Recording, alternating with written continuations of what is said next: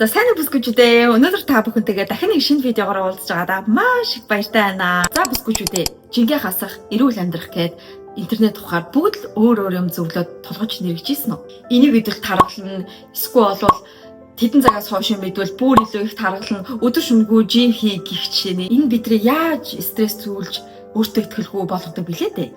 Тэр олон зөвлөгөөнүүд дунд төөрөлцөөр хагаад бид нар яг юун зөв, юун буруу болохоо өөртөө ялгахаач болсон байдаг. Гэтэл үүндээ бидний туйлын зөв гэж бодож дагах гэж хичээдэг тэр олон дөрвөн журмууд бодит байдал дээр шинжлэх ухааны ямар ч үндэслэлгүй зарим нэг төөрөглөөд байж идэг. Тийм учраас өнөөдөр би Францын албан ёсны байгууллагуудын маш найдвартай баримтуудыг судалж агаад бидний итгэдэг 8 худал төөрөгдлийг хамтдаа илчлэхээр шийдлээ. За үннийг битгэж бэлэн үү? Бичлэгээ эхлэхээс өмнө та доороогоо лайк товчон дээр дараад манай сувагт subscribe хийгээрэй. Энэ намайг цаашдаа бүсгүйчүүдэд зориулсан хэрэгцээт мэдээлэл бэлтгэхэд маш том дэмжлэг болдог юм шүү. За тэгвэл хамтдаа нэгдүгээр худал мэдээлэл рүү орцгоё. Нэгдүгээр төөрөгдөл. Орой 6 цаг болонгууд хооллохоо зогсоохгүй бол шууд өөх болно гэдэг аюул.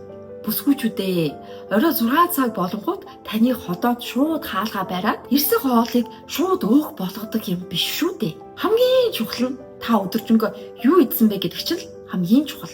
За тэгвэл амьдрал дээр жишээ аваад үзье л та. Хэрэг та орой 21 цагт маш эрүүл дахианы нэг 100-аас 150 г цээж махыг ногоодоо хойлоод атгах жоохон будаатай хойлоод идвэл орой 18 цагт яг цагтаа амжиж ийн гэд газ нэг пицца ч юм уу гойн буцалгаад идснээс хамаагүй үр дүнтэй. Дээрэс нь биеинд чинь ч тустай.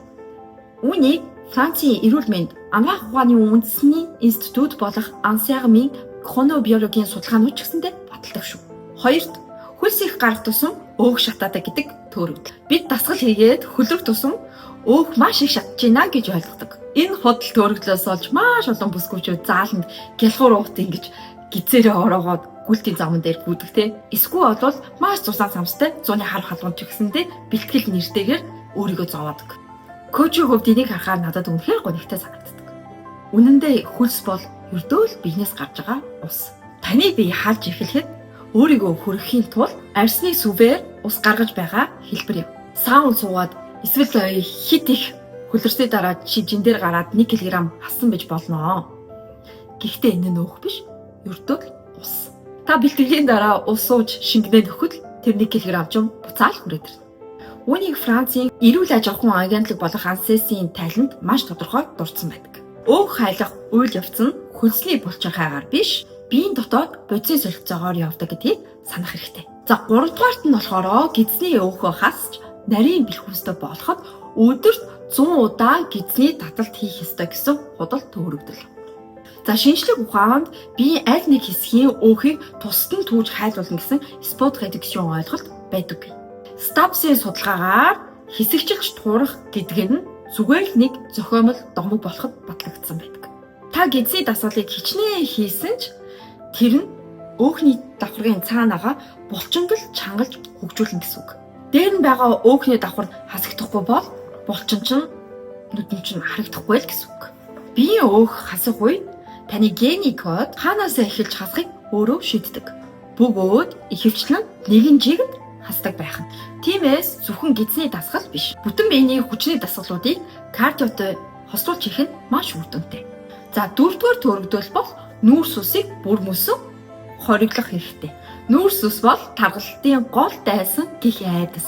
Бүсгүйчүүд маань ер нь турахын тулд будаа, гоймон, гуйрал, бүр живсийг бүртэл хоолтоосоо бүр мөсөн хасчихдаг. Гэвч нүүрс ус бол таны тарих болон булчингийн хамгийн гол, хамгийн хурдан ажилдаг түлш байдаг.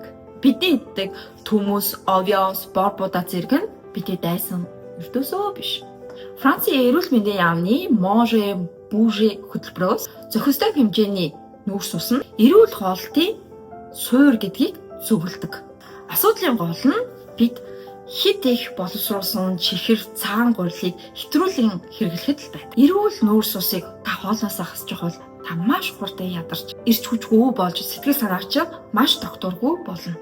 За 5 дахь факт нь өдөр бүр дасгал хий. Илүү үр дүнд хурдан хүрэхин тулд 7 өдрийн 7 хоногт амралтгүйгээр дасгал хийх ёстой. Энэ төөрөгдөлд магадгүй та өөрийгөө шахаад өдөр бүр зааланд бэлтгэл хийдэг байж болох юм. Гэвч үүндээ булчин дасгал хийж байх үед биш.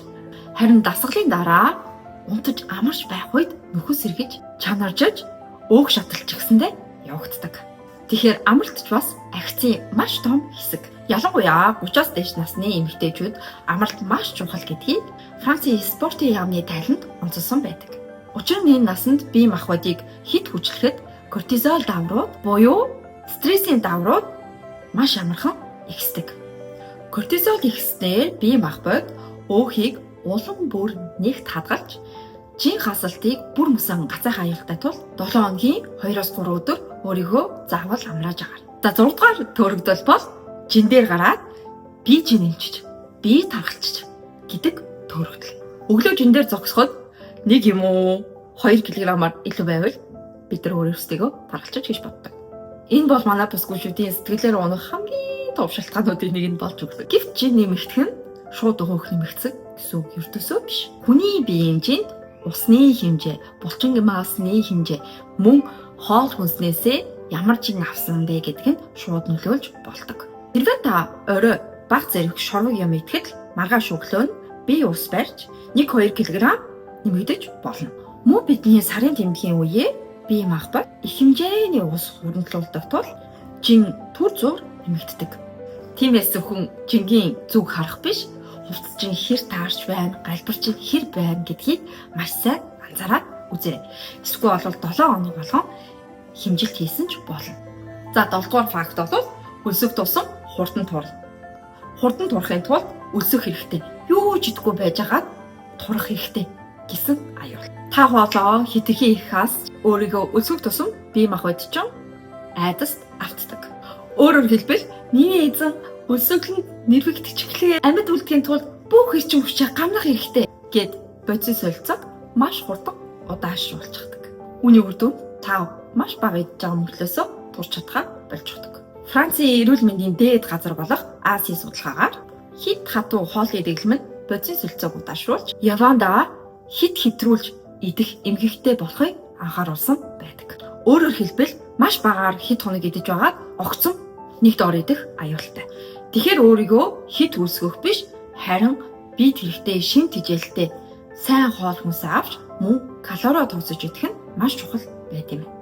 8 дахь нь болохоор сошиал инфлюенсер одууд шиг төгс биетэй болох. Тэгвэл чи аз жаргалтай. Магадгүй энэ төрөгдөл нь өнөөдрийн бидний маш чухал сэдэв. Би Instagram дээр байгаа шиг энэ инфлюенсер хүүхэн шиг болчвол би үнэхээр аз жаргалтай байх болно. Өөртөө ихтэй болно гэдэгтэй. Бид сошиал медиагийн фильтртэй поз авсан, гэрэл тааруулж авсан зургуудыг хараад өөртөө голж эхэлдэг. Гэвч бодит байдал дээр ямар ч өөхгүй төгс биенээс илүү өөртөө итгэх итгэл дотоод эрүүл мэнд өглөө босоод мэдрэх тэр ирчүүч хамаагүй илүү үнцэнтэй. Минийхэр бол гадаад үзмжиндээ хит анхаарахаас илүү биеийнхээ эрүүл мэндэд талархах нь эмэгтэйчүүдийн өнөөдрийн амьдралын чанарыг хамаагүй илүү өндөр болгодог юм шиг санагддаг. Тэгэхээр төгс бие биш, харин эрүүл бөгөөд чадварлаг бие л танд аз жаргалыг өгнө гэж найдаж. За ингээд бүсгүйчүүдээ өнөөдөр хэдүүлээ хамтдаа фитнесийн 8 том төрөгдлийг ярилцлаа. Эдгээр 8 төрөгдлөөс таныг хамгийн их гайхшруулсан, эсвэл таны урд нь дагдаг байсан ямар алдаа байсан бэ? Доор коммент хэсэгт надад үлдээгээрэй. Бичлэг таалагдсан бол найзуудтай шеэр хийж үннийг түгээгээрэй. Дараагийн видеогоо илүү сонирхолтой сэдвээр уулзцгаая. Өөрийгөө хайрлаарай. Бизүү бизүү.